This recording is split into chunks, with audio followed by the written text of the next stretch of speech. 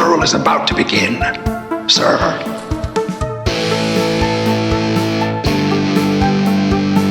I think we just picked up Dracula. It's got a death curse.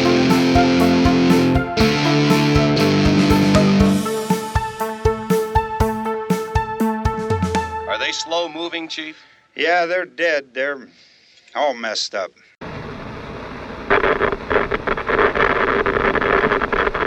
Well, welcome back to another episode of Never Not Horror. I am Steve Clark. And I am Rich Hansel. And we are back for another deep dive movie review. This is episode 29 of the Deep Dives. And if you tuned in last week to Quick Cuts, then you already know what it is. It's Rich's turn to pick. But if you didn't catch it then, Rich, what movie are we deep diving today? We're going to do 1983's Sleepaway Camp. Ooh, Sleepaway Camp. And this was I was excited for this because this is a first time watch for me. That's amazing because this is one that's got a lot of... I know. Yeah. A lot of people talk about this one a lot. But, you know... It's not for everybody, but when you see camp slasher, yep, you know, a lot of people like watching those type of movies, including myself. Yeah, and this movie is notorious for having a very big twist ending, and I was fortunate to that 42 years later, I did not know the twist ending, so I got to experience it genuinely, and we'll cross that bridge when we get there. You know what else came out in 1983? What's that? Me. Oh, you was born in 1983? I was born in 1983. All right. So this is a movie from the year I was born. Yeah, so I'm 10 years older than you. Yep. Well, if you are new to the show, we do our deep dive movie reviews in 4 sections. We will start with our history with the movie, and then we will get into some fun fact, cast and crew, behind the scenes kind of stuff. And then at that point, we will get into a full plot walkthrough with spoilers. So if you have not seen the movie, that is going to be where you want to take a time out, pause the podcast, go watch the movie. This is streaming in a lot of places. Oh, yeah. It's on Tubi for free. I watched it there. I believe I saw I think it's on Peacock or Hulu or something, too. Yeah, I think it's on Plex. Plex, probably. I don't use that one very much, but... I don't either, but... I have it on my phone, but yeah, it's when I'm really scrambling to find something, that's when you get into Plex and Pluto and Canopy. It's like, where the hell is it? Yeah. And then you can always go to YouTube. It's also on there. Okay, yeah. I've noticed that's gotten a little less consistent. Like, you used to be able to find a lot more full movies on YouTube, but now that they sell, like, you can rent movies on YouTube, they've kind of put the axe on that. Right. But anyway, not a hard movie to find. And so once you've seen the movie, come on back and we will walk you through the plot. And at the end, we will give our official Never Not Horror Howls rating and review. So... normally we kick off our history with the movie with whoever picked the movie, but since I already said this is the first time watch, I have no history with this movie, so I'm going to save us that part now. Other than I'm very aware of it as a horror fan. You've definitely heard Sleepaway Camp. I've seen a poster art, right. I'm sure. Yeah, the cover of the movie poster is recognizable. I remember seeing it in the movie theater, or not the movie theater, but in the video store. Yeah.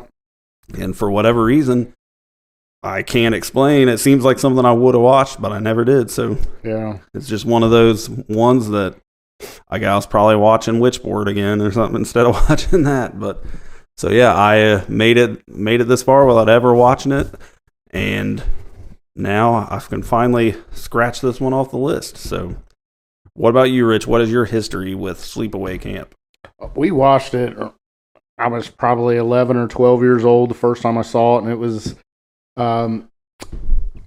Watched it with some friends at our house. We had rented it, and without giving anything away about the twist at the end, it was when it happened. I can remember all us kids that were watching it was like, "Oh yeah, I get it." None of us got it.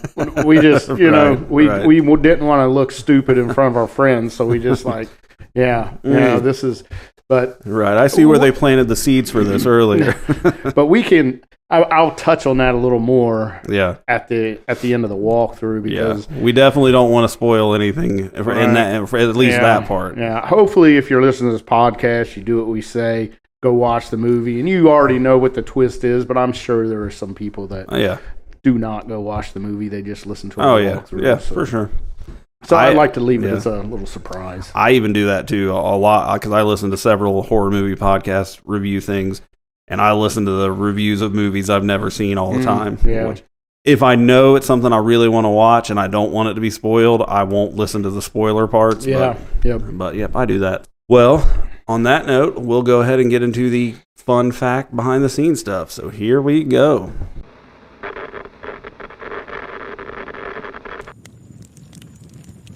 Do you know the story behind the story?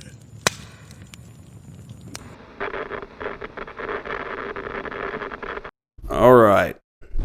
Rich, what do you got on Sleepaway Camp? So, like I mentioned, it was released in 1983. That would have put me at 10 years old at release. I did not see it at the theater. Yep. It does star Felissa Rose as a character named Angela. Jonathan Tiersten it stars in it. There's a Christopher Collette, Catherine Cammie, I believe is how she says her name. Mike Kellen as he is going to be our camp owner. Mm-hmm. Robert Earl Jones is in it. He doesn't have a big part, but you've probably heard the name James Earl Jones. Well, Robert Earl Jones is his father. Which, if you watch it, I mean, it's obvious now. Did you know it was his father? Who is he in the movie? He is the cook, not the head chef, but the other one. Okay, no, I did not know that. Yeah, that's James Earl Jones' dad. Huh. Which I don't think he was a big time actor. Yeah, I didn't know. But he is in this movie.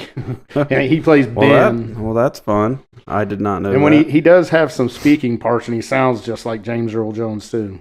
So I'd be curious to hear that again, just to be like, son of a bitch, that it really is it. Yeah, we have Karen Fields as Judy and Paul D'Angelo as Counselor Ronnie. He is he's probably the head counselor at our camp. This is an interesting one. You say directed by Robert Hiltzik? Hiltzik, who I don't think he went on and directed anything else. I'm looking at his IMDb right now, and basically all of his credits are Sleepaway Camp movies. Yeah. He is a writer and producer known for Sleepaway Camp 2, and Return to Sleepaway Camp. Yeah, so he didn't do a whole lot more. He was a writer on. There's 5 Sleepaway Camp movies, and yeah, I think they ended up selling the rights away. Okay, and some other people made the other ones until he I think in 2003 I don't know if he bought the rights back or he just. It looks like he was a writer on all of them though, and then he was only a director on a couple, but. Yeah, I mean, this is basically all he did in the movie field. So, and really, a lot of these actors, I don't know any of them. None of them. I think Felissa Rose is famous from this movie, and I know she did other horror stuff, but sure. But I mean, she's a B horror actress, and having watched this now, I'm really bummed that I didn't know she was going to be at that toy store in Hamilton. Know, that would have been great. Would have been cool to go meet her. Yeah, maybe. I haven't, especially now that I've seen the movie. Yeah, it'd have been awesome if we could get her to plug the podcast. Yeah, like hold our magnet up to take a picture. That'd been great. She probably would have done it too. Oh yeah, I heard she is a super sweet lady, and I did. I've watched a few. Interviews with her on YouTube, and she seems really, really sweet, really nice lady. Yeah, they all do. Anybody that I've seen talk about this movie, and they all love it. Like I said, nobody really went on and got famous anywhere else, so this is their thing. Right? This is their baby. This is what they're famous for in this community. Yeah, I did see she is going to be on. We talked about how Joe Bob and the Last Drive-In got canceled on Shudder, but they're still doing 4 specials throughout this year, and then it's over on Shudder. Though there's one in July, and Felissa Rose is going to be a guest on that. Oh, really? So, I'll have to watch that one. Yep. But yeah, camp slasher movie, 1983. It's right there, with something I want to watch. Yeah. I mean, having watched it now and reading up a little bit about it, I don't understand why I didn't watch it growing up. Like, it doesn't make any sense that I didn't watch it. Yeah, and I didn't watch it a whole lot. But matter of fact, for this podcast, I think I did watch it last year during the Halloween season, and then but then that was the first time in a long time I'd seen it, and then for the podcast, obviously, I watched it again. So, from fun fact stuff, I was reading up on the IMDb trivia and stuff. One thing, I don't know if you had it or not. You mentioned Mike Kellen, is that his name? Mm-hmm, yeah, plays the camp owner. Yeah. Did you read that he had cancer during the filming, and he was kind of hiding it, and he ended up dying before the movie came out. I did from see cancer. that. That's too bad. That's sad. Felissa Rose was only 13 years old when they filmed this. She's a real, which is a rarity in these kind of situations where normally the teenage campers and counselors are actually 30. Right. But she was genuinely 13 years old. I did hear that Felissa Rose and Jonathan Tiersten did have a little fling during the making of and he was some puppy love going on. It was briefly legal because he was 17. Yep, right. Yep. And Jonathan Tiersten, I love his character in this. He's my favorite character in this movie by far. Yeah. I mean, I love Felissa Rose, but he has those talking parts, and he is. I think when we was kids, we really liked it because we all wanted to be like Ricky. He was he did not back down from nothing. Yeah. He was a go-getter, and he was just, we all liked him. Right. You know, because he would have been about our age, played a character about our age when we watched it. So, and he was awesome. His one-liners in this are great. There is one fun fact that I cannot talk about until the very end after we go through the plot. Okay. But we'll get. You probably have that too, but I did hear that Jonathan Tiersten during his audition when he came in to audition for the part of Ricky, Robert Hiltzik, the director, just looked at him and said, "Cuss me out." Mm-hmm. And Jonathan Tiersten just laid into him, and he's like, "You got the part, kid." Similarly, I read a thing when they were casting girls to play Angela, like part of their screen testing was to stare wide-eyed at the camera while eating a candy bar and try to be as like unreacting as possible. Yeah. But there is an actor, and I didn't write his name down for some reason, but he was very well liked on the set, but he plays a perverted camp chef. Okay. And they said he was just one of the nicest guys you could ever met. I hope. And he did a really good job at this. He sold the hell out of being a creep. Yeah, and I heard he's like a Shakespeare play actor. Oh, okay, like at this time. Legit. Yeah, he's a legit like Shakespearean type actor on Broadway, or maybe not Broadway, but but like a stage actor. Yeah. Yeah, that's cool. Well, and another thing, it's I don't know, it's not really that surprising, I guess, but that core, Felissa Rose is Angela, Karen Fields is Judy, and Catherine Cammie as Meg. Yep. Like the older two girls bully the hell out of Angela in the movie, but in real life, like during the filming, they were all really close and like had a really strong friendship. To the point that it made it hard to do some of the scenes where they had to be so mean and shitty to her. But, All right, so but what you got on budget? Budget is a measly $350,000. Nothing. Yeah, absolutely nothing. And the box office, $11 million. Hell yeah! So this was a big time movie too. You know, when it came out, I did hear. What did it knock off? It knocked something out of the number one spot. I'm not going to remember what it was. Big movie in 1983. I don't think it was like E.T. Did that come out in 82 or 83? Whatever. It was like E.T. Like it was a big movie. But it had been out for a while. I've Googled movies that were big the year I was born before. Was it like Close Encounters or something? Or Cocoon or something like that? It wasn't one of those. But yeah, it was... It was a big movie, but it wasn't like it debuted at the same time. Right, yeah. It was had been out a couple of years. And it was the movie that knocked it off. Knocked it out of its number one spot. All right.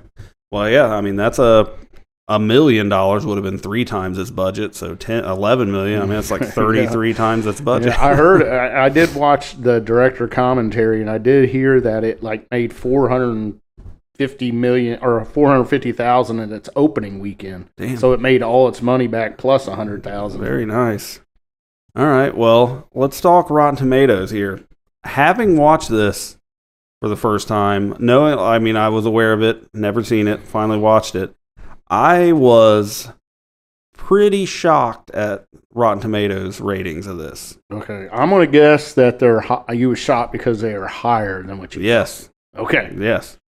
The Tomato Meter critic score for Sleepaway Camp is 82%. That seems really high. Yeah. I mean, really high. I mean, and you're getting on like it's 28 critic review. Like a Nightmare on Elm Street. It was so high that I considered looking up the tomato meter on every movie we've done to see how many it beat because it's like Jesus Christ, I can't believe that. Fan popcorn meter is more it's down to 61%. Yeah. Still not bad at all. I mean, Yeah. so it reviews really, and that's 28 critic reviews. Yeah. They're giving it an 82. So how long has what is that called? Who runs the tomato meter? What's that? It's just Rotten Tomatoes. Rotten Tomatoes. How long has Rotten Tomatoes been around? I don't know. Probably It's been 15 years. Maybe. It's been a while. They're not like brand new or anything. Yeah. So it is newer though, and this what we're dealing with in this movie is kind of out in the forefront today. So if somebody's first watched this movie and put a rating on Rotten Tomatoes, that is a really good point. Yeah. Like a modern audience would be probably more open to some of this content than that audience in the 83. Yeah.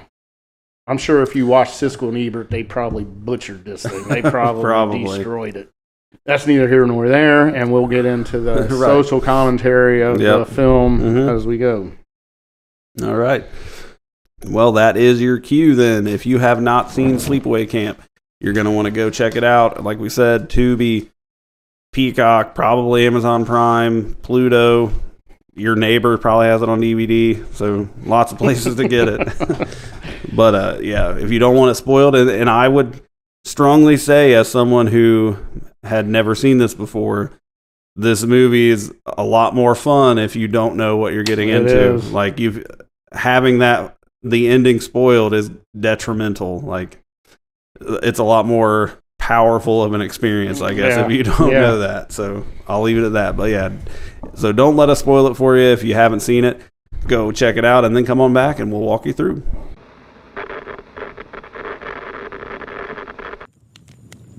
Last chance to turn back. Don't say we didn't warn ya.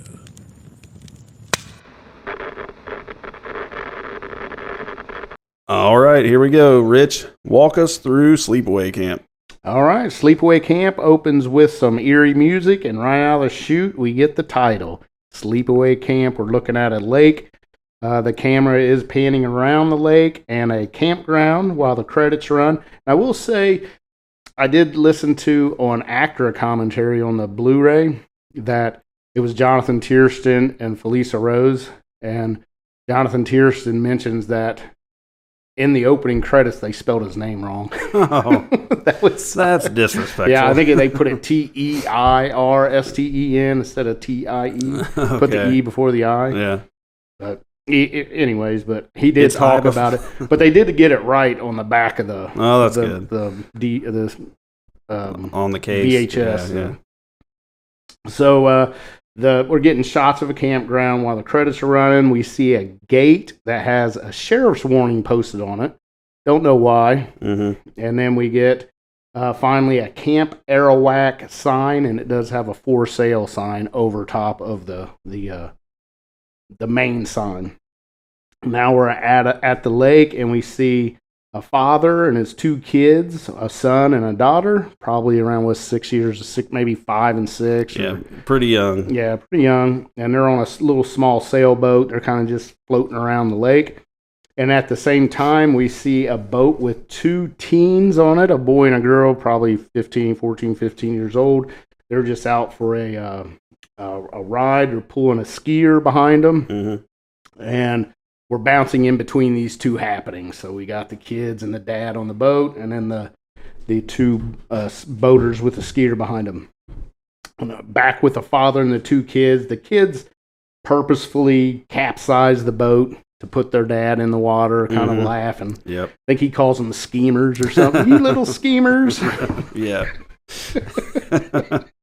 Rascals. And they're all kind of laughing at this point, but the sailboat is capsized and they're kind of floating around the water laughing. Right. Your kids have their life vests on. Yep. And meanwhile, with the teens on the ski boat, we see the boy is driving and he's got good control of it, but then he lets the girl who's inexperienced, through dialogue we learn that, and she starts driving the boat, and she's looking back at the skier, and the skier's yelling something at them. She's been like telling them to slow down or stop the whole time because she's kind of freaking out back there. Yeah, the skier is going a little fast, and she's yelling at them. They're trying to make out what she's saying through the noise of the motor.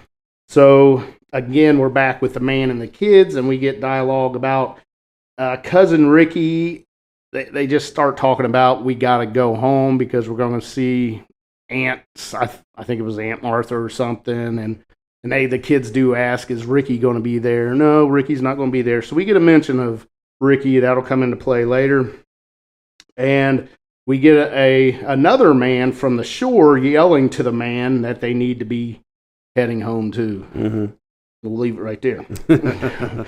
With the teen boaters, we see that they're not paying attention and they're headed right towards this capsized sailboat with the father and the two kids on it.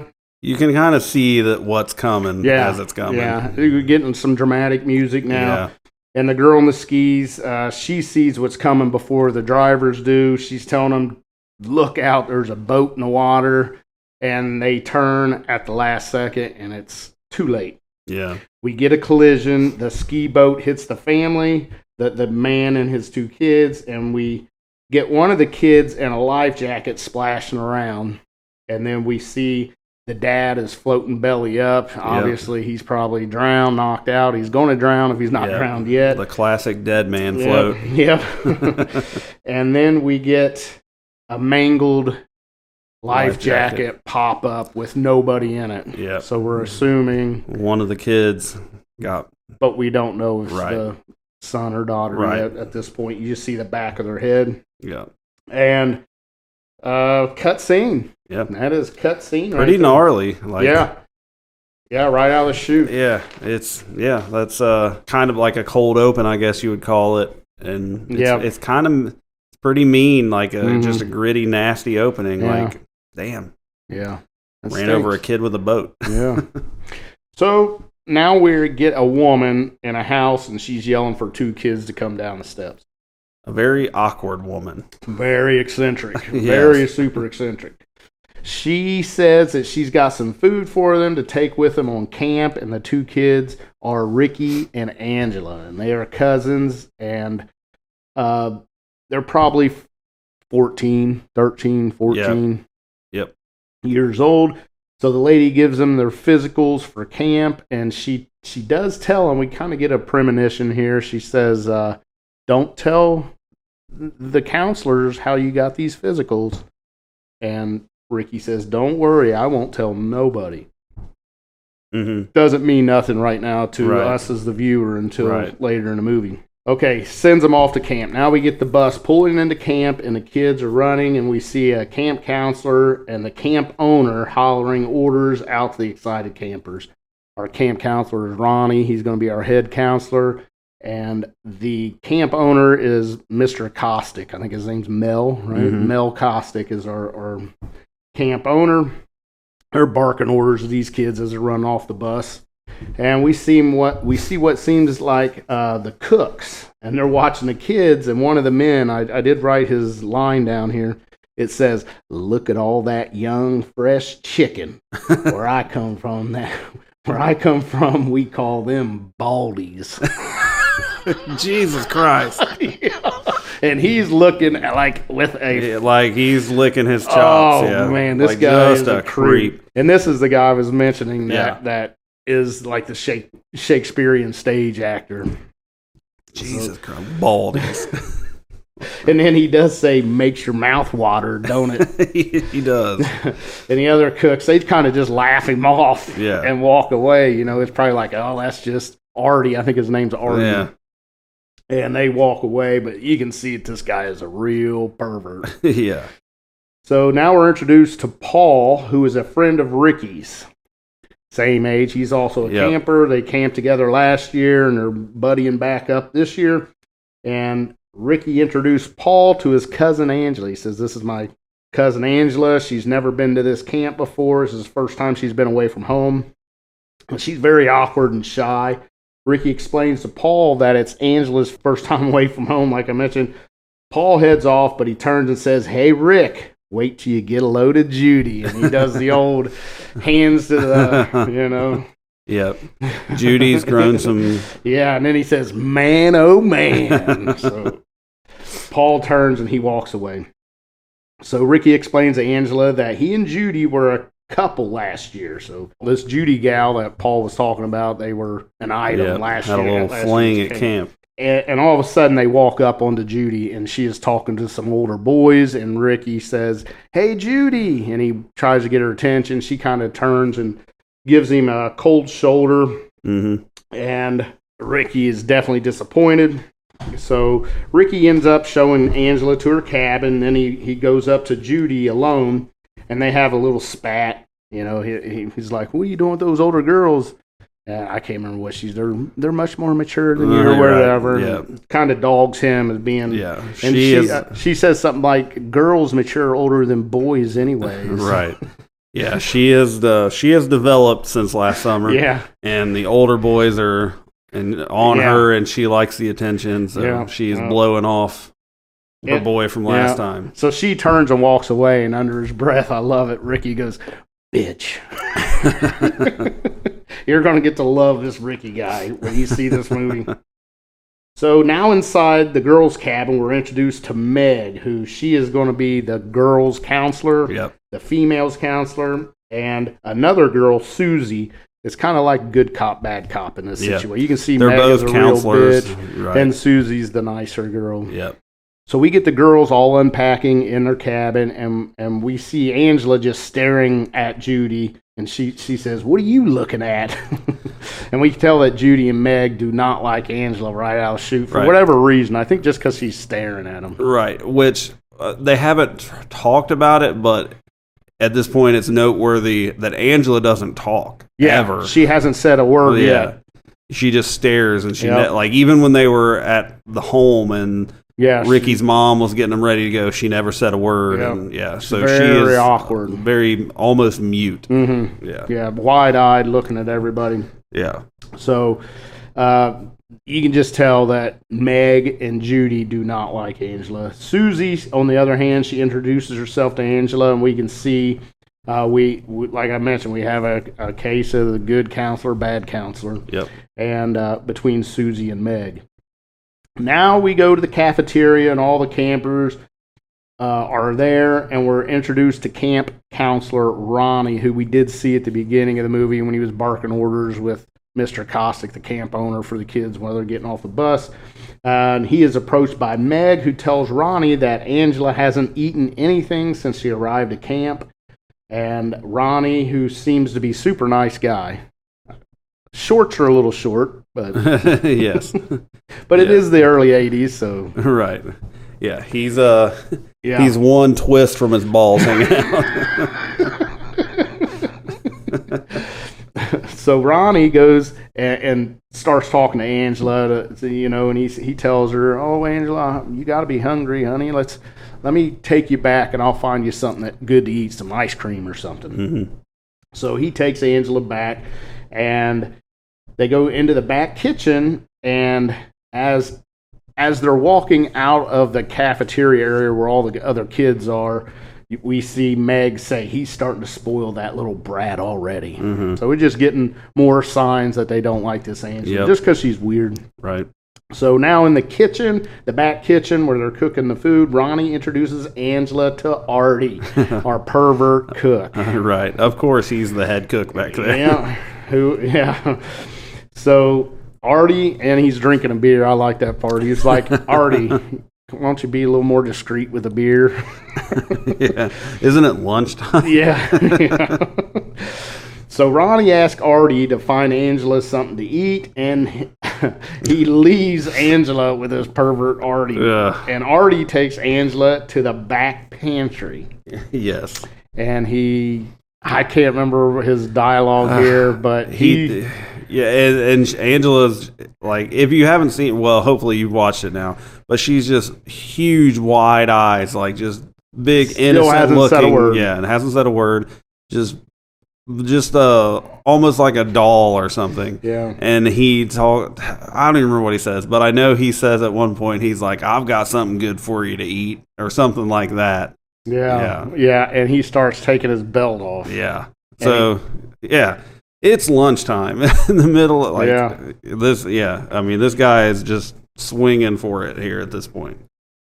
So, back into the cafeteria area where all the kids are, Ricky asks, he walked up to Meg and says, where is Angela? And Meg tells Ricky that Ronnie took her to the kitchen to find something for her to eat. And Meg asks Ricky why Angela is so weird. And Ricky tells her to leave Angela alone, quit picking on her, whatever. Yeah. So now we go back into the pantry, and Artie, he's starting to take his belt off, and he's talking nasty to her. And just then, Ricky opens the pantry door and busts Artie about to molest Angela. Mm-hmm. I mean, there was no other way about it. He was getting ready to do assault some bad her. stuff to this little girl. So Artie slams Ricky up against the wall pretty hard, and he yells at Ricky that he didn't see nothing. Ricky he takes Angela away, and we cut scenes. Yeah. He kind of pretty much says, you say anything to anybody, I'm going to kick your ass or whatever. Right. So now we're in the kitchen. We have all the cooks, Artie and Ben, Ben is going to be our James Earl Jones's dad. Son, no, dad. That's his dad? That's his dad. I misheard you. Wait, hold on. It's James Earl Jones's dad. Damn. And he went on to live, like, after this movie, I don't think he died until the 90s. No shit.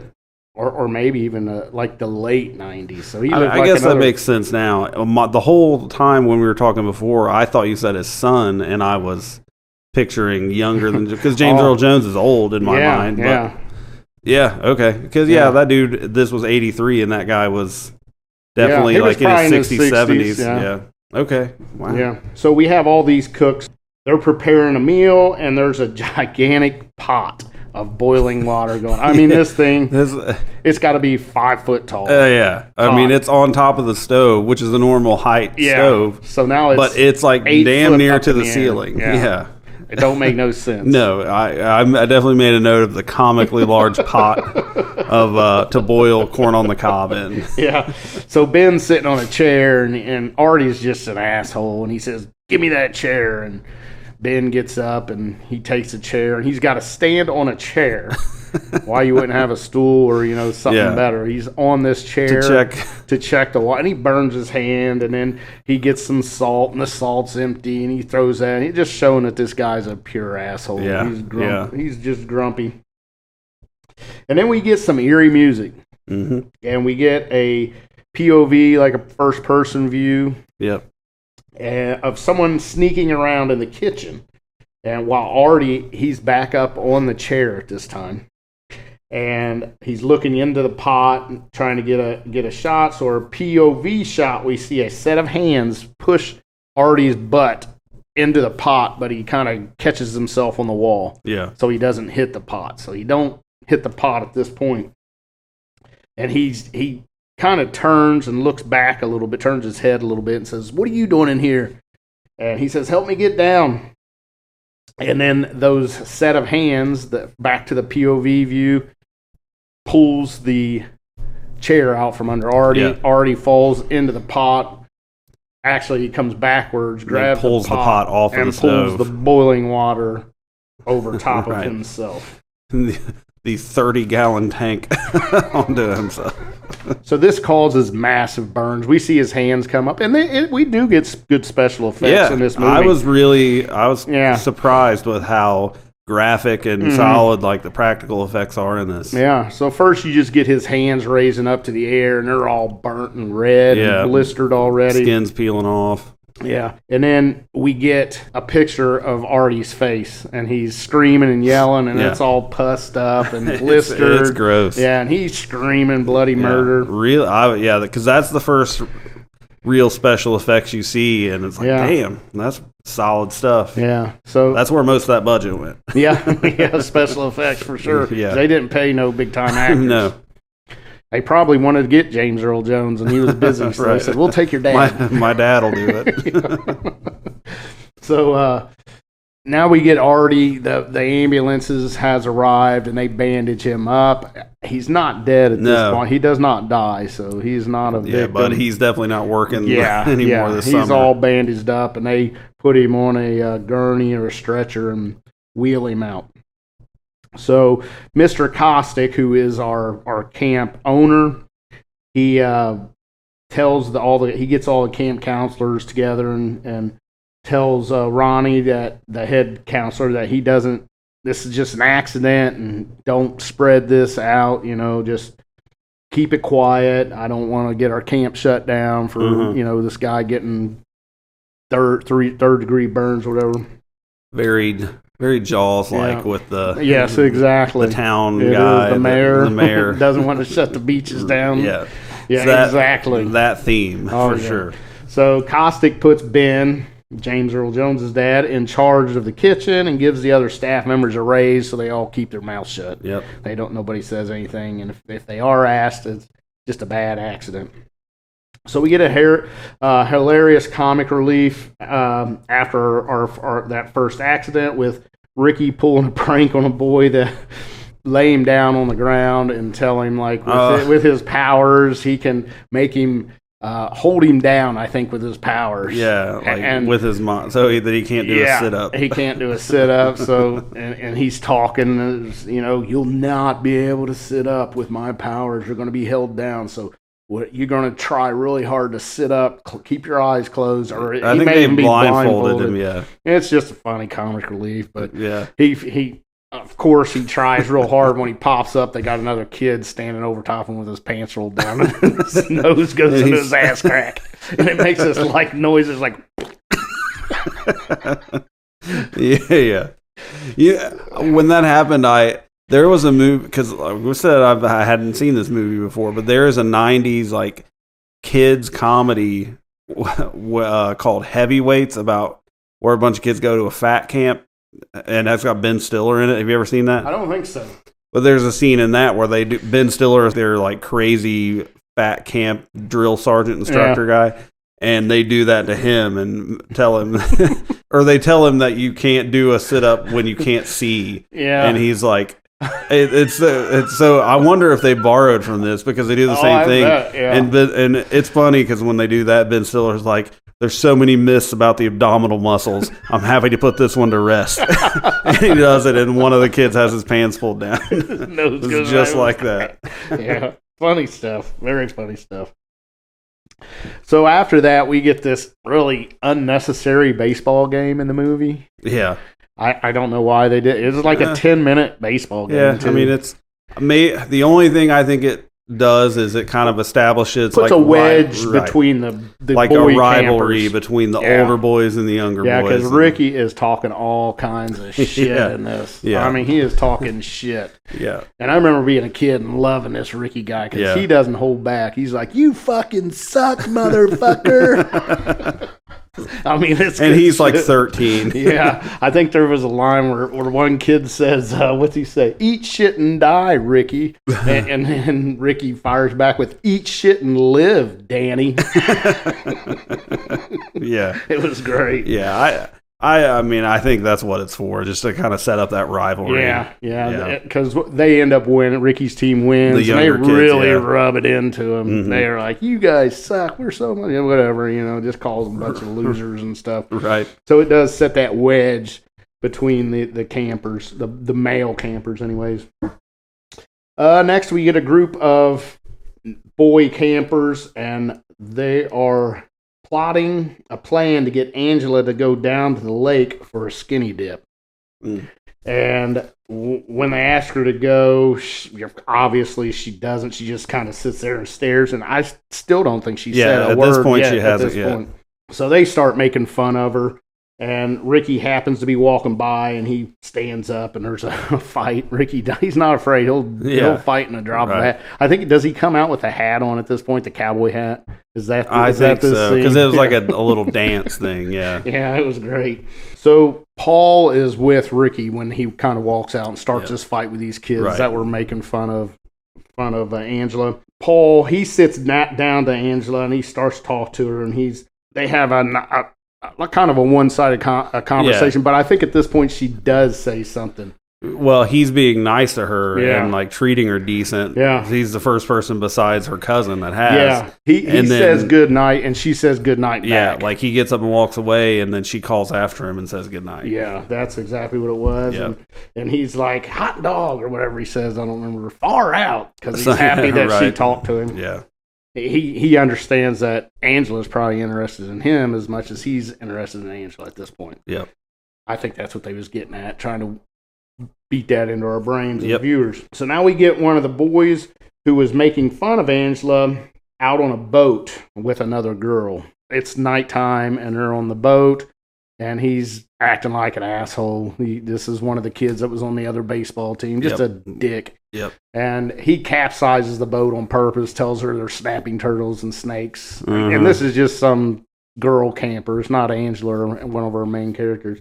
So he capsizes the boat, and the girl that was in the boat with him, swims to shore. And he had been getting high right before this.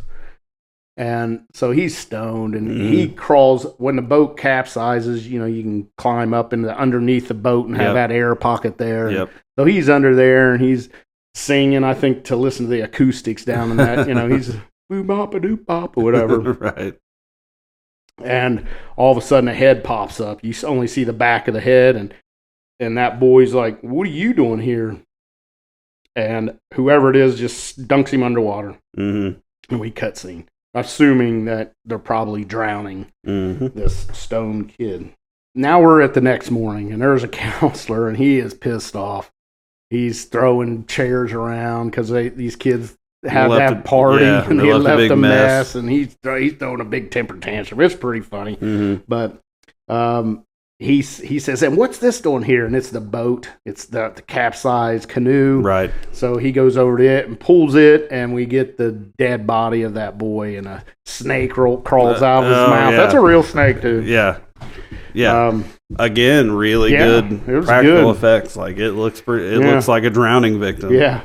So we have another accident here at camp. So once again, Mr. Kostick, the camp owner, he's talking with the police that the death was nothing more than a drowning. Again, more Jaws, mare stuff. It's just an accidental drowning. He was probably just messing around and hit his head and passed out and drowned. Yeah. And you can see in Ronnie, our counselor Ronnie, he's kind of suspicious of something's going on just by the way he looks.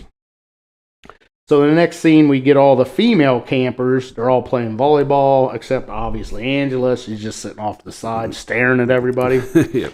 And Paul is with her, so she's just sitting there, and Paul's talking to her. Judy sees Paul and asks the other girls that are playing volleyball, "Why does Angela get and sit with and talk to the boys while we have to play volleyball?" Yeah.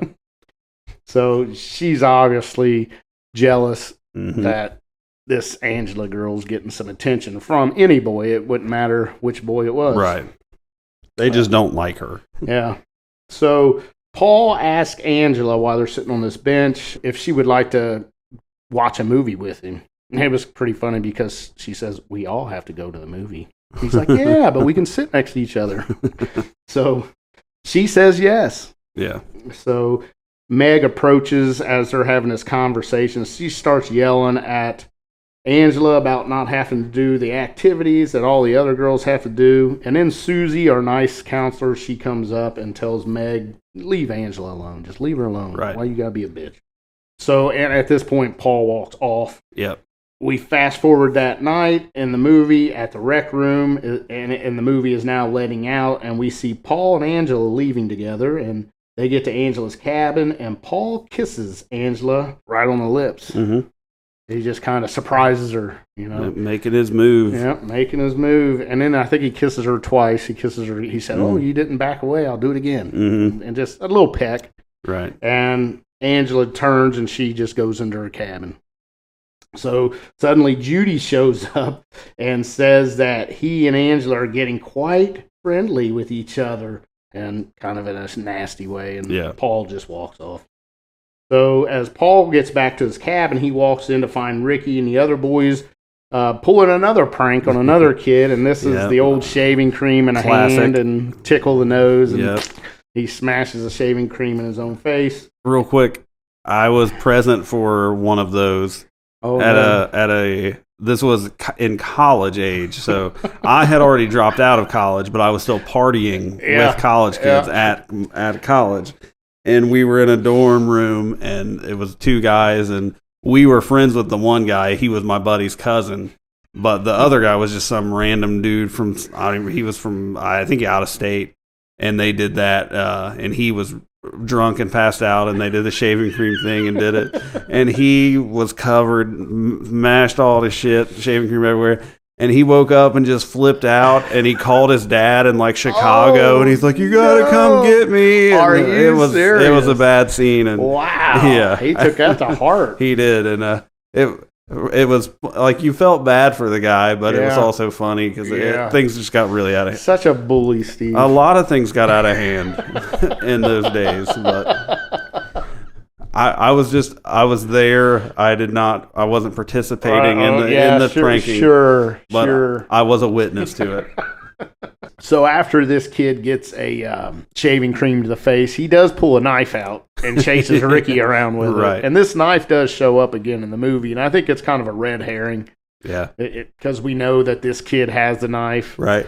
One of the older boys, he comes over and takes the knife away from him and says, "You guys break it up, whatever." And he does put the knife away.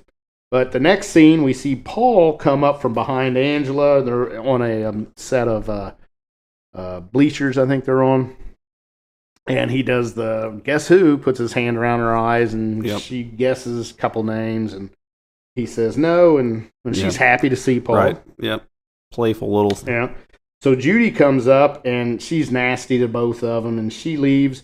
And then Meg comes up to Angela next, and Paul leaves at this point, so it's just Meg and Angela at this now, and Meg's yelling at Angela why she won't get in the water and kind of says some bad things to her, but Angela, she's not answering anything, and she grabs Angela and she starts to shake her because she just can't get nothing. She can't figure this girl out. She's getting aggressive. Yeah. So Ronnie sees what's happening here, and he runs Meg off, and that cut scene. So we get a lot of animosity towards Angela from Meg and Judy both. Yeah. There's a lot of tension building here. Yeah. So now we're back in the girls' cabin, and Judy is once again giving Angela a hard time. Judy asks Angela why she doesn't take showers with the rest of the girls at the same time, and she makes fun of Angela about not having any hair down there. Right. Maybe she hasn't hit puberty. Right. And then she has a great line right here. Judy, she says, "If you know what I mean." And then Angela, she's embarrassed to beat the band. And Judy says to Angela, "She's a carpenter's dream, flat as a board and needs a screw." So, and right then, Susie's standing there, and she just slaps Judy right in the face. Susie, our good counselor. Yeah, right. And so Judy runs away. She's like surprised that Susie slapped her in the face. And Angela tells Susie that she's going to go see Ricky. And Susie's kind of left there like, what the hell did I just do? I just smacked the shit out of Judy. Yeah, she's kind of shocked by her own actions. Yeah, so she does. Angela says she's going to go see Ricky, and she'll be back before dinner. So Angela's taking off. So she's walking down to the boys' cabin to go find Ricky and a group of guys throw a water balloon at her. They're having a water balloon fight on the roof of a cabin. Yeah. So we are in close proximity, and none of them are hitting each other. It's the worst balloon fight I've ever seen in my life. It looks like some 3-year-old kids throwing water balloons. But they see Angela coming, and of course they throw a water balloon at Angela. Right. Now they're on point. And it's like she took a 22 slug or a 22 shell and just falls down like it killed her or something. And at this time, Ricky sees it happen. And we know Ricky's got this temper. Yeah, and he's ready to fight. Oh, yeah. He comes out of his cabin and he sees the whole thing. And he just proceeds to cuss out those boys. And Paul comes out and he runs up to help Angela.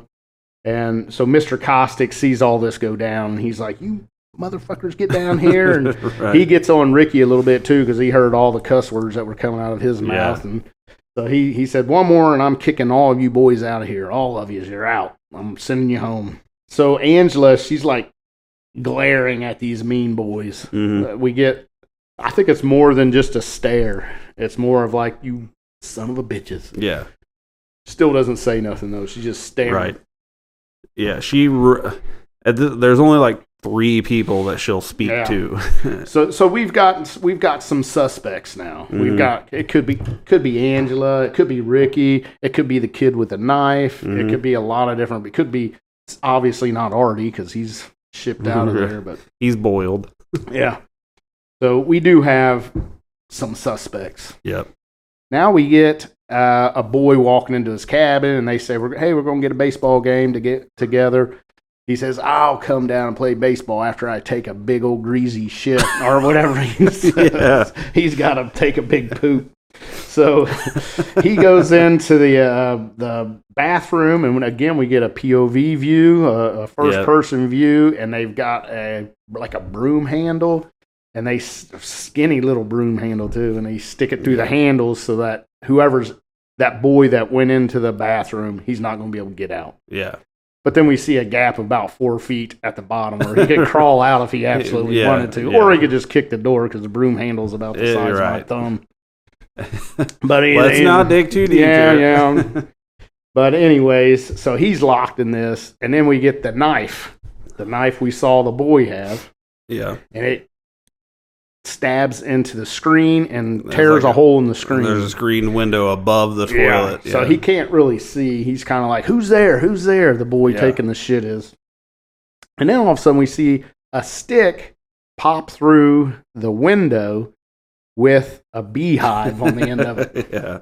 And then it pops through the window, and then we see whoever has the beehive is shaking it, rattling the bees up. And next thing you know, we hear the boy screaming that's taking the shit, and he's getting stung. And then the door opens up, and he falls out, and he's got bees all over him. And again, good special effects. Kind of looks like Candyman when he opens his mouth and all them bees come out. Right.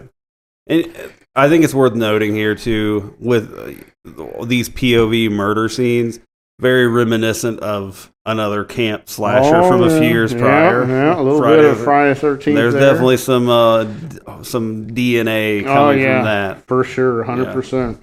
So Mr. Caustic, our camp owner, he is pissed about this death, and he's got everybody together, and he says there's a killer on the loose, and he's seen the rage in the boy's eyes. But he says, I've seen him. I've seen the rage, but he doesn't mention who it is. Right. He said, I'm going to get him, though. Yeah. He thinks he knows who it is. But it doesn't let us as the viewer know who he's talking about. Ronnie is in the room. He's kind of talking to Ronnie. There's a killer on the loose, and I'm going to get him. I'm going to get him. I know. I've seen the rage in his eyes, and Ronnie just calms him down, like, calm down, Caustic. Now we see Angela. She's creeping around the back of a cabin at night. And we get another POV shot, first-person shot. And it's sneaking up on her. So now we're thinking, well, maybe she's not the killer because we're getting this point of view from somebody else looking onto her. Yep. And she turns around and it's Paul. And he scares Angela. He kind of puts her, he's like, boo, scares her. And she's like, oh, I thought you was the killer, she says to Paul. And Paul says he doesn't believe that there's a killer and that the boy who got stung, it was just a prank that went bad. Yeah. So now this gives us another suspect. We got Paul as maybe a third or fourth suspect. Right. So Paul and Angela, they're together at nighttime and they go down to the lake. And Paul kisses Angela and she kind of puts her leg back behind his legs and pushes him over. and he trips in a playful way. Yep. So he goes down, and she takes off running, giggling, and Paul chases after her, and he end up catches her, and they fall to the ground, and they have a big passionate kiss at this point. He lays one on her. So now we see, as they're laying there and they're kissing, Paul starts unbuttoning her blouse. And Angela, we get kind of a vision here. It just pops up like a flashback. Maybe. Yes. And it's Angela's dad in bed with another dude. And they're like having this passionate moment. They're like... It's like heavy petting or something. Yeah, but they are obviously naked, laying in bed, having a passionate moment. And you see the little girl and the little boy from the beginning of the film. Yeah. Kind of giggling as they're watching, snickering like as they're spying on these two men. One of them, their dad, getting ready to make out with this other dude. And then there's and then it kind of goes to another scene where it's the two kids again, the boy and the girl, and they are sitting on a bed facing each other. And it's kind of weird scene. I really don't get this scene. Yeah. But the camera's kind of panning around, and the little boy is like pointing at the little girl. Yeah. And it's just really weird. Yeah, it doesn't. I don't know what the filmmaker was getting at for this. I mean, I can see that the two little kids have a gay dad. But I didn't get the scene where and it's just the whole thing, even the scene with the two guys, that the whole thing, it's almost jarring when it happens. Yeah. It's like, what the fuck is this? I know. I really don't understand. I mean, I don't know the point in any of it, really, of this flashback. I mean, obviously it was something uncomfortable for her because she's having this uncomfortable moment with Paul where he's getting ready to undress her. Yeah. I mean, it makes a little more sense by the end of the movie, but still, here it's very just like, what the hell is this? Even at the end of the movie, I still don't really get it. I mean, is there some... It's strange. There's something going on here. Yeah. Agreed. I wasn't sure what to make of that.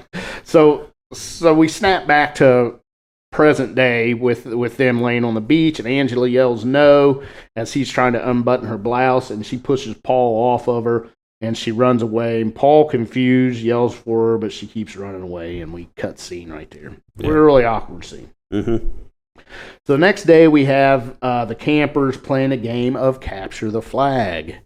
And Paul walks up to Angela, and he apologizes to her, and he says that and she says, I'm just not ready. And Paul tries to give her a hug, but she kind of pulls away. She's real standoffish now. After Paul walks away, Judy comes walking up to Paul as he's walking away. Right. And she saw this whole thing go down, and she kind of makes her move on Paul a little bit. Right. Kind of flirting with him like, oh, that girl's I know things that I can do to you, Paul, or whatever she says. Right. And, she's really being a slut here. Yeah, and you know that she's only doing this to get to Angela. Yes. Yeah. She's really not into Paul, but but she does see some sexual frustration here, Paul, because Paul's got some blue ball or something going on. This boy's horny as all get out. Yes. And he ain't getting nowhere with this Angela girl. Yeah. So Judy kind of flirts with Paul. So Angela, she walks away, and Ricky runs up to her, and he's playing this game of Capture the Flag, and he says, hey, I got a plan. We can go flank the flag, we can go through these woods, and we'll sneak up on them, and you distract them, and I'll grab the flag, and we'll win. We'll be the heroes of Capture the Flag. So as they're walking through the woods, they split up. So she's going to go out front and get everybody's attention. They're going to look at her, and Ricky's going to sneak behind and grab the flag. That's the plan. But Ricky runs into Paul and Judy, and they're having a little makeout session here. And he's like, he can't believe what he's seeing. And then right across, the camera kind of zooms into somebody else watching, and it's Angela. Yeah. So she sees this going on. Right. It's exactly what Judy wanted. Yep. She got exactly what she wanted. And so Angela turns hurt by what she's seeing because Paul's doubling or cheating on her, if you will, little kid cheating. Yeah. And she turns and run away, and Paul chases after her, and Ricky walks up to Judy and says, "You're a real scumbag." All the cussing he did through this movie, that's all you can come up with, a scumbag. And Ricky he walks away. So now we're at the lake, and Angela's sitting on a bench, and Paul comes up and sits next to her, and he's trying to apologize to her, and he said Judy wouldn't leave him alone, and he really didn't want to do what he was doing, and he begs her and really wants her to forgive him, give him another chance. And all of a sudden Judy walks up and tells Angela that Paul called Angela a prude. Oh no, those fighting words. So Paul's like, oh shit. So he gets up, his chance is over. He gets up, walks away, and Judy tells Angela to get in the water. She's gonna get her in the water because this girl's just not doing anything. She's just sitting around watching all the other campers, and Judy is pissed off at it. And at the same time, we see Mr. Caustic. He's talking to Ricky. He grabs Ricky, and he starts questioning him in a suspecting manner. Like, what are you doing? You're acting really weird, Ricky.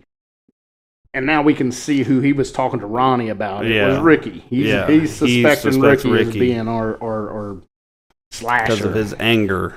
Yeah. So now back with Angie and Judy, we're kind of popping in between these two scenes. Meg walks up, and Judy says Angela won't get in the water, so Meg picks her up, heaves her over her shoulder. Meg's the counselor, so she's a bigger girl, older, and she walks over to the lake.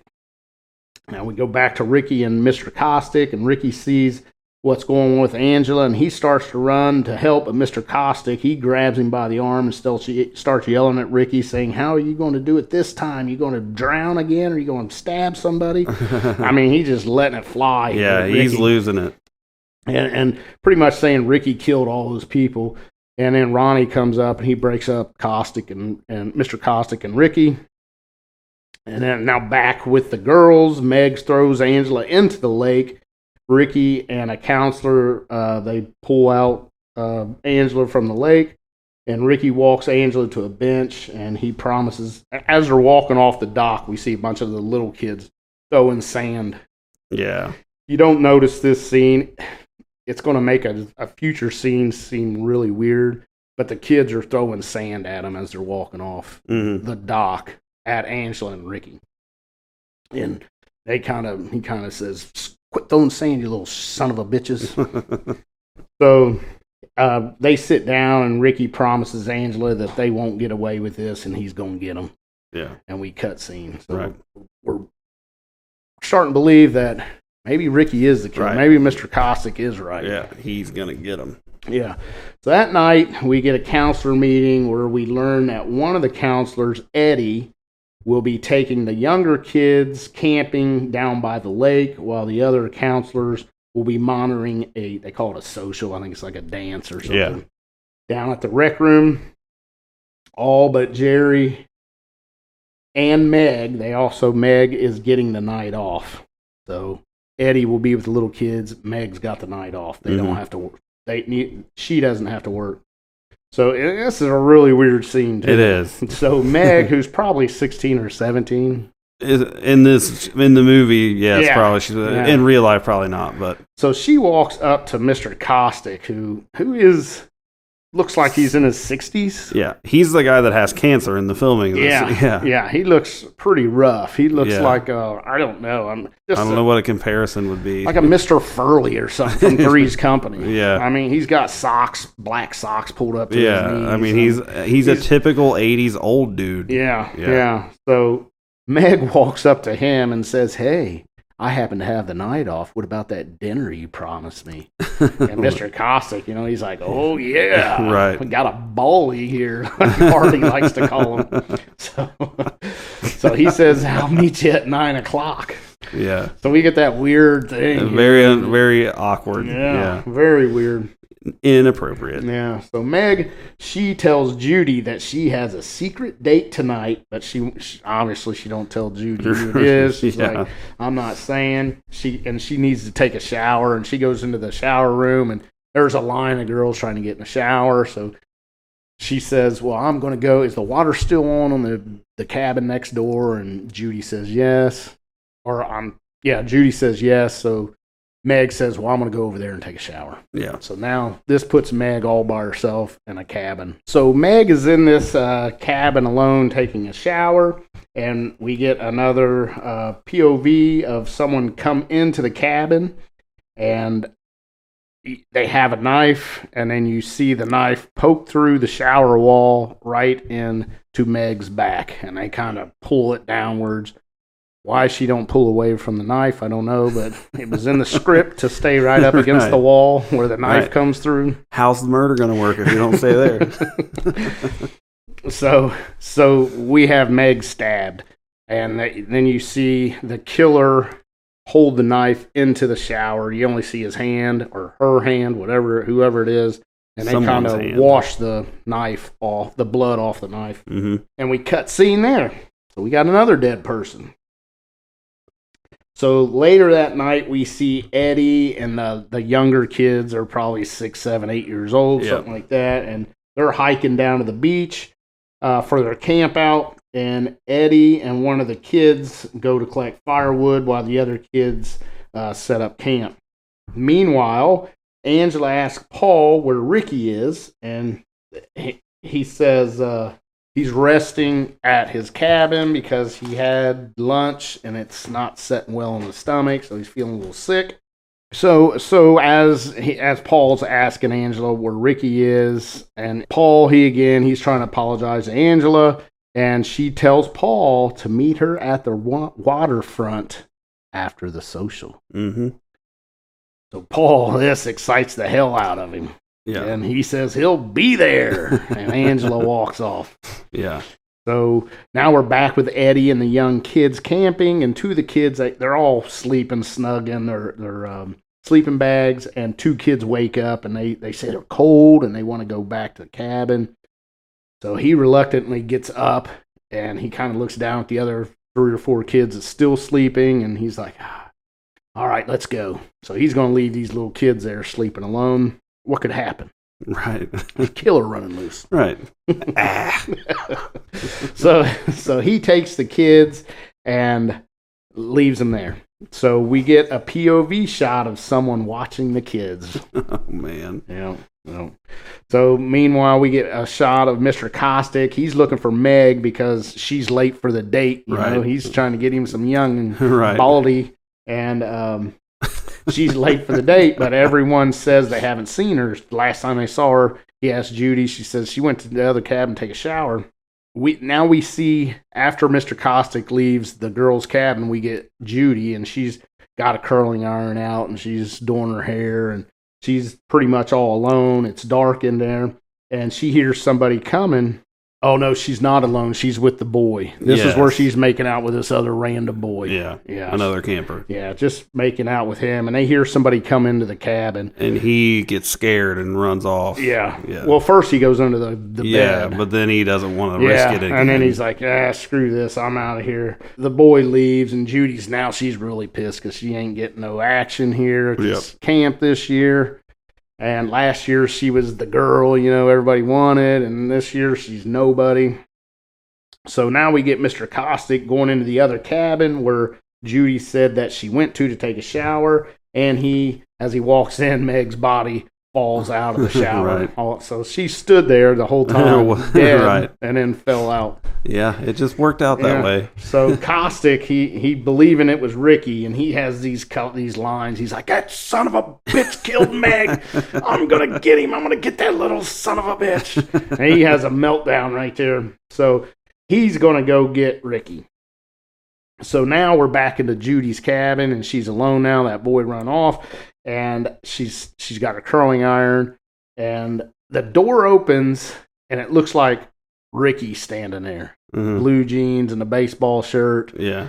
And I don't think you're supposed to see as well, but on my Blu-ray copy I have, with that Blu-ray being so clear, you can obviously see who it is. Really? Yeah. Okay. But in the VHS version, it would be just a silhouette of a person. Mm-hmm. And you can't really tell who it is, but they're standing there with to come get Judy. Mm-hmm. They walk up to Judy and slaps her right in the face, and he grabs the hot curling iron that she had, and you only see this on the shadow of the wall. But he takes the curling iron and shoves it up her vagina, and she screams. Ah! So she is sodomized by a curling iron. Wouldn't be sodomy. Yeah, it would be assaulted by sexually assaulted. Yeah, by a hot curling iron. We don't get a good look at the killer, anyways. Right. Except unless you watch the 4K probably or the Blu-ray version, because you can. But you're not supposed to. Yeah, you're not supposed to be able to. Now we see Eddie walking back to the little campers that he left sleeping there on the beach, and he walks up, and when he gets there, they're all murdered. There's nothing but bloody sleeping bags. Just mutilated. Yes, a total slaughter, and he freaks out. God damn it. And I did watch the director commentary, and he said if there was one thing he could change about this movie, this would be it. He would cut this out or put a different kill scene, because he said it messes with the continuity. And you really, I mentioned, when I was talking, when they was walking down that pier after they threw her in there, those little kids were throwing sand at her. I think that's why.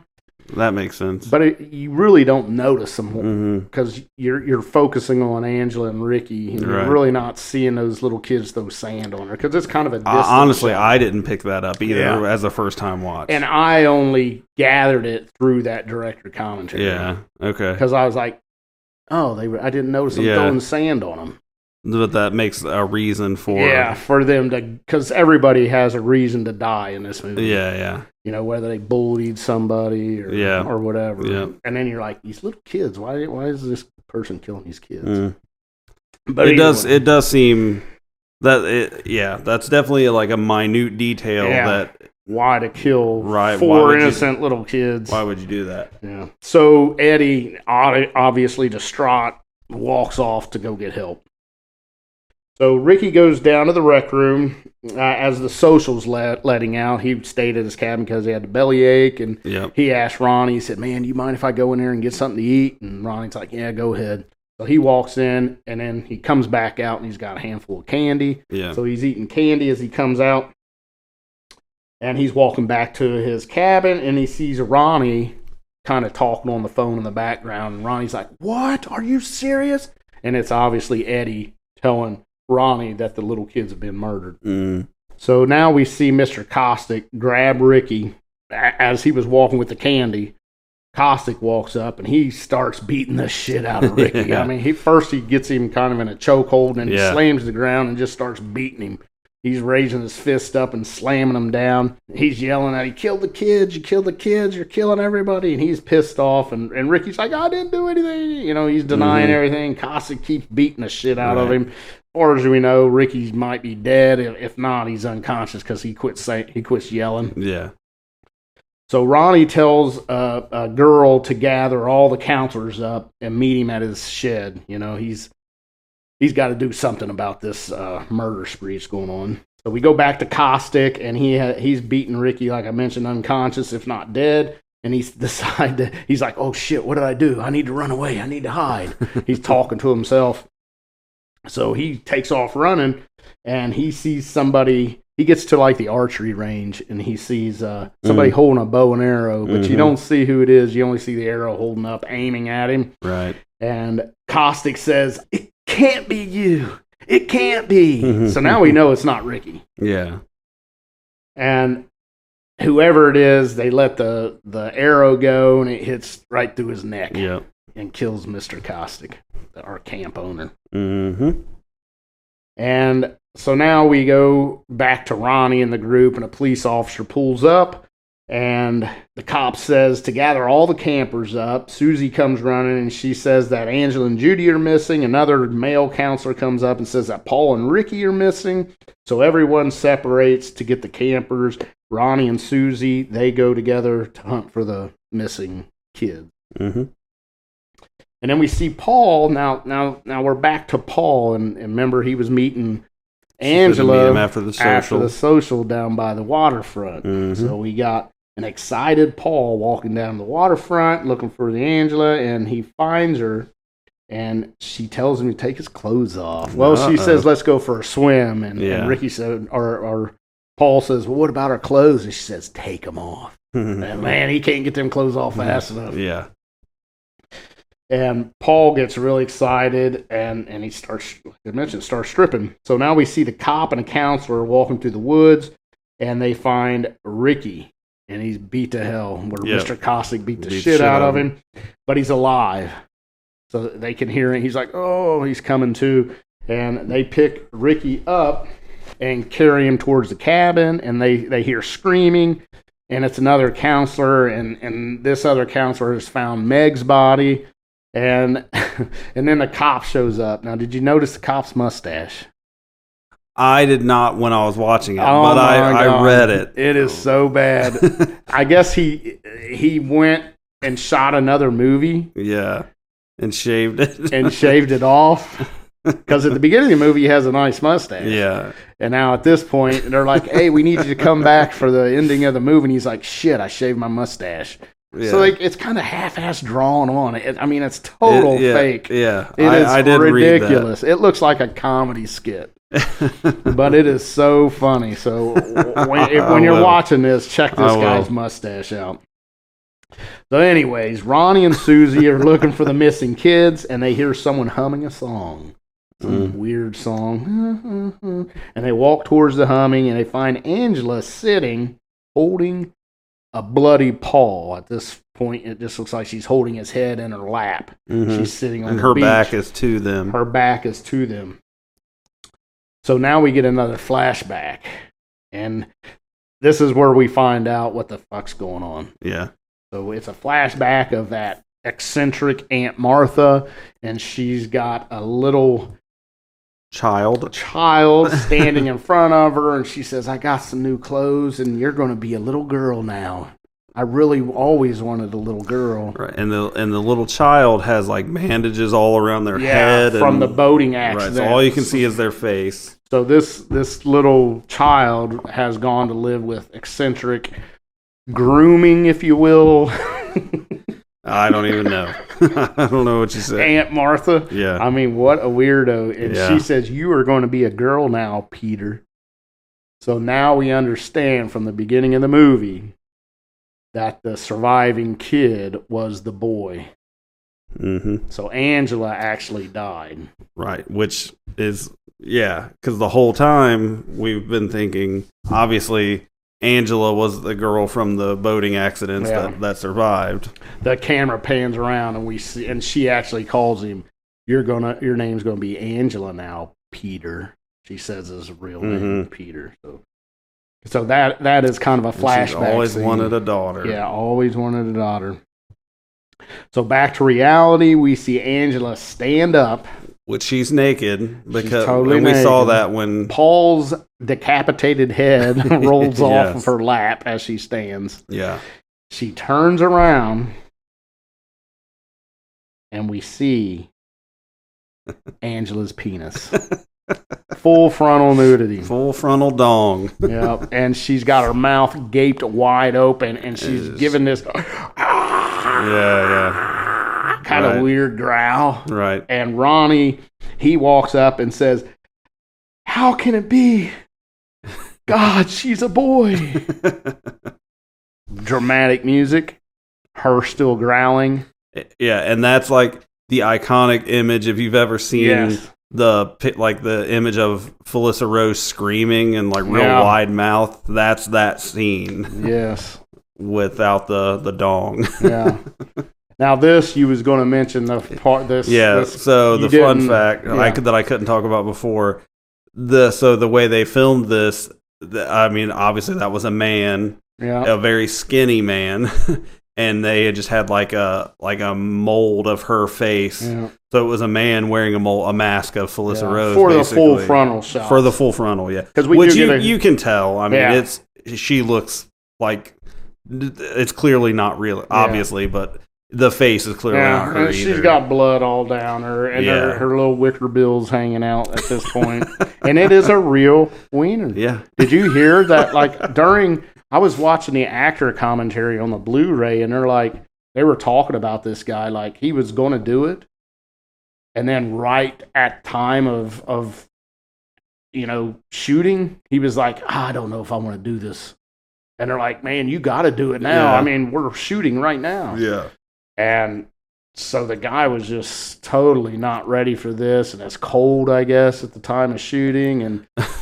And he just like, and the actors, it was the fellow that played Ricky and Felissa Rose was the commentary during the actor commentary. Okay, yeah. And they're like, so this poor guy, I've never heard of him again. Like he went into, I don't know if he went into as a recluse or what. Wow. But they said, we've never heard of this guy again. He's never popped up on anything again. So this movie could have ruined his life. I don't know. I did read that he had to get drunk to film it. Yeah. Yeah. Yeah, he was sitting there drinking beer, they said, and he was trying to say, I don't want to do it. And they're like, the director's like, you got to do it. Get up Right. there. Take your clothes off. We paid you, man. Put the mask on and shut the fuck up. Right. You're a 13-year-old girl with a penis. Roll. So, and that's the end of the movie. Yeah. I mean, we kind of go into video negative. Yeah. Yeah. Of Like that. Angela. Yeah. Her face. And Mm-hmm. I mean, what the fuck did we just watch? Steve, what the fuck did we watch? It is a bizarre movie. Yeah. This is not your traditional camp summer slasher. No. And in 1983, this was a big surprise. A big surprise. And this is where I was kind of talking about at the beginning, like when we was little kids. We was 10, 11, 12 years old when we watched this movie. And we all like, oh, yeah, that was great. None of us got it. Yeah. None of us got it as little kids. Yeah. There's way deeper, like, political commentary. Oh, yeah. Right. And today's society is way different than 1983 society. And things are a lot. I mean, there's all kinds of stuff. We got the same-sex couple, the men. Right. We got the... You didn't see a ton of that in movies in the 80s. And the only, I mean, obviously Angela was getting groomed by Aunt Martha. Yeah. Obviously. I mean, we saw it on the movie. Mm-hmm. And so she's just this, and then she goes back to the scene where her dad died and his sister. Right. To add on, to pile all the other traumatic shit that's happened to her. That, getting bullied and shit. Yeah. Yeah, absolutely. I mean, it is fucked up. Yeah. And I will say now, the acting is not good. Sure. The special effects are good. Mm-hmm. They're really good for $350,000 budget. Mm-hmm. But the writing's not good. The directing's not good. Yeah. I mean, it's pretty. It is funny because Ricky has that smart ass mouth. Right, I love that. Times.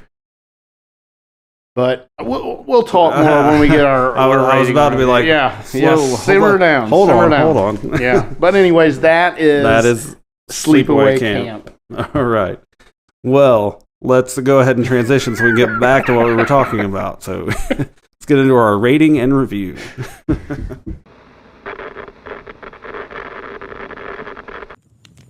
The story told. How many never not horror howls will be given?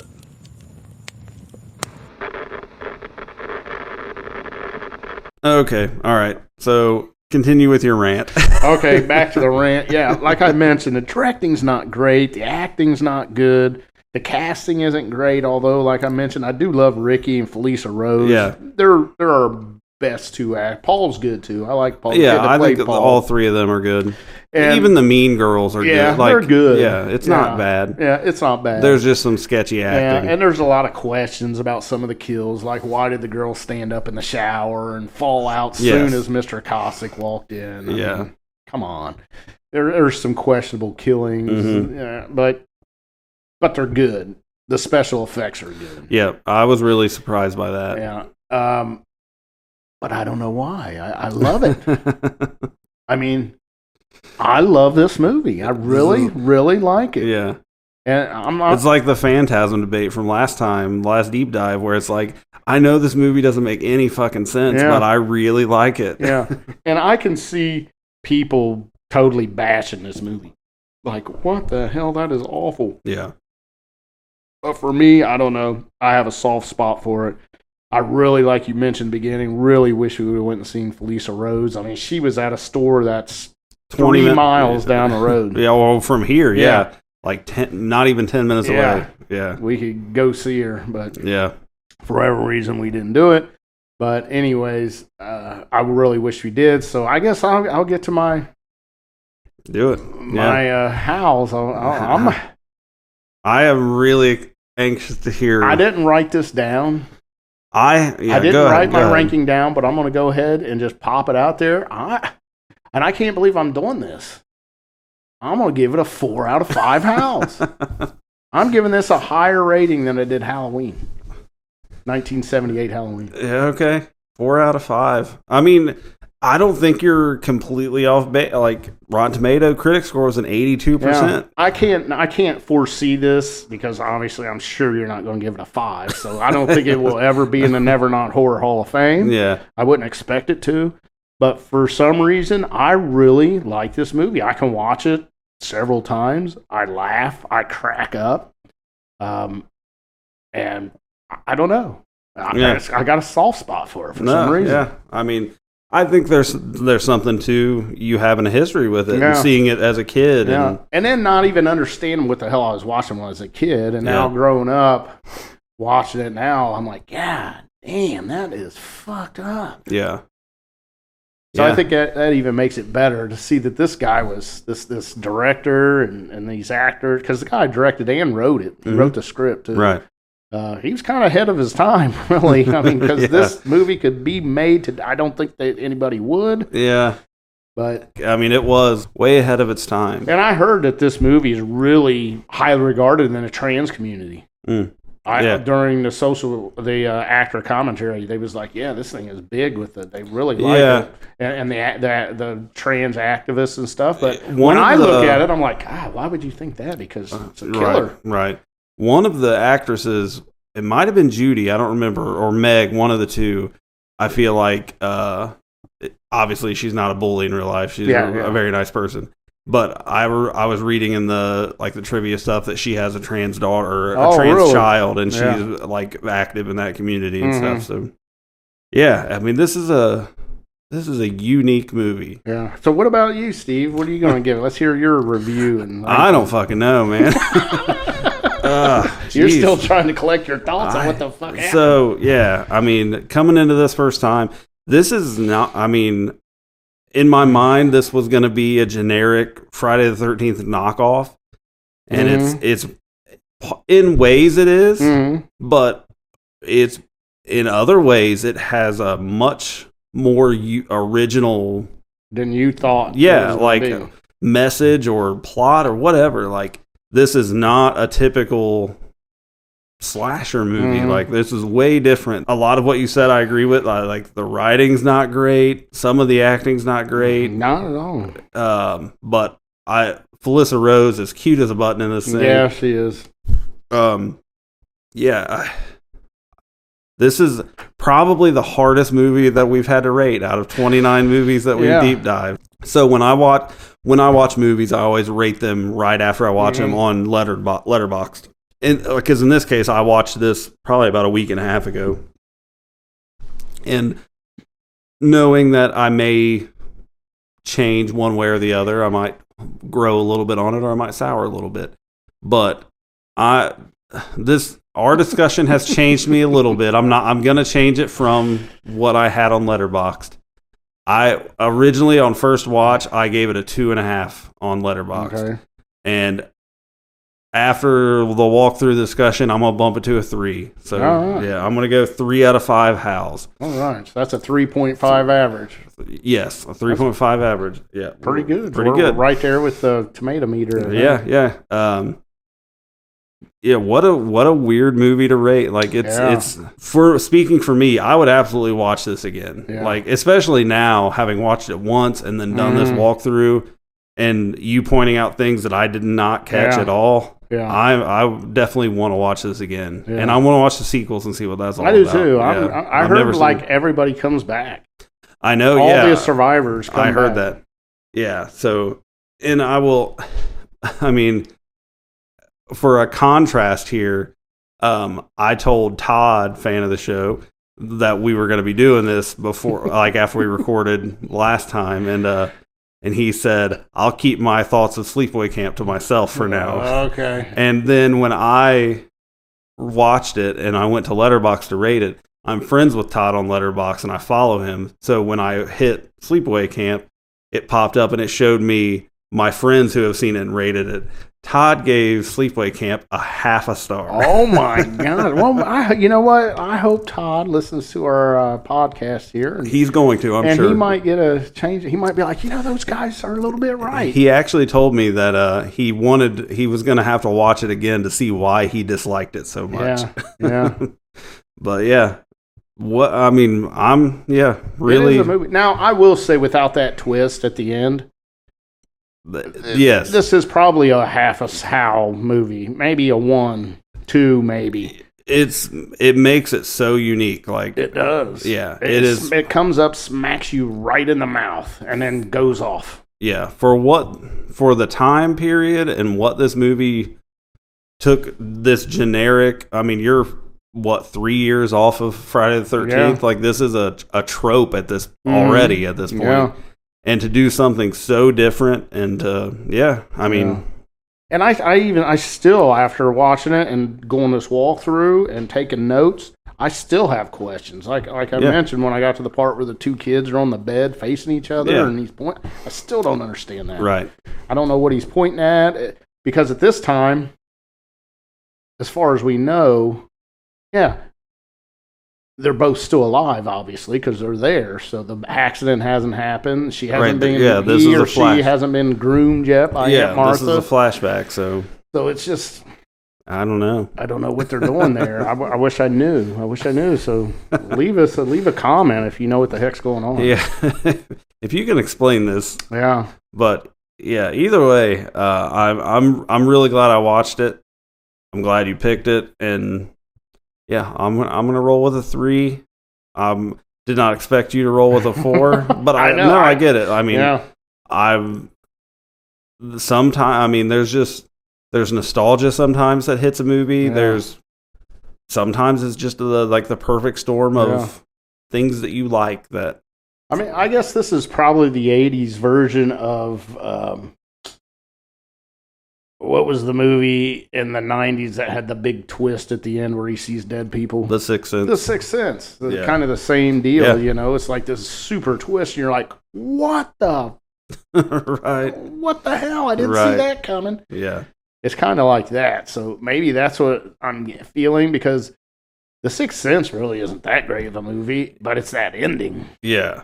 And it's got that twist, and you're like, holy shit. But you can't really watch The Sixth Sense again and get that. You can watch it. I would say you can watch it twice, because the second time would be like, oh my God, that's so smart. Because it's like he never even really talked to people. Yeah. Or no one talked to him. Yeah. But then the third time, it's like, okay, I can never watch this again. All right. All right. Well, that will do it for our coverage of Sleepaway Camp. Definitely a interesting episode. Really glad we did it. Yeah. So. If you enjoyed the show, please like, rate, review, do what you do. Tell your friends about Never Not Horror. If you want to follow us outside of the show, go to youtube.com and search for Rich Hansel. You'll find his channel. You go to steveclarkbooks.com and you can find links to my stuff as well as Rich's channel. We have merch. You can go to nevernothorror.dashery.com and you can pick up some swag there if you're into that. Next week will be Quick Cuts. We are back with the next episode in our Tales from the Crypt review of the series, and this time it will be Season 2, Part 1. So every Season 1 was only 6 episodes. Every season after that, actually I think Season 2 is the longest season. It's 18 episodes. Yeah. After that, it's 13, 14, something like that. So, but I think going forward, we will break all the rest of the seasons into 2 parts. So we will be looking at the first 9 episodes of Season 2, and we'll review those and do our ranking at the end there. So that will be a good time. And the other Quick Cuts fun we do, where we talk what we've been into. Mm-hmm. One of my favorite things to do about this podcast is that, and I've had people reach out and tell me like that they enjoy the book recommendations and the movie recommendations. So that's cool. So yeah, I'm Quick Cuts is a good time. So Yeah. if you only listen to the deep dives, you should come back around for Quick Cuts. A lot more laid back. Yeah. Do all the things, tell your friends, and come back next week where whatever it is, it's never not horror. Oh, yeah.